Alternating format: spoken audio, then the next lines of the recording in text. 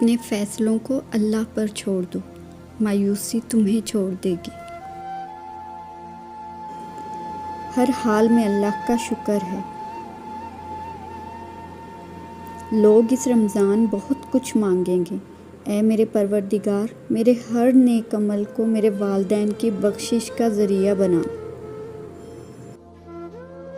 میرے پیارے اللہ، میرے رحیم و کریم اللہ، بہت دل چاہتا ہے کہ ہم اس چہرے کو دیکھیں جس کو آپ نے والضحیٰ کہا، ان زلفوں کو دیکھیں جنہیں آپ نے واللیل کہا۔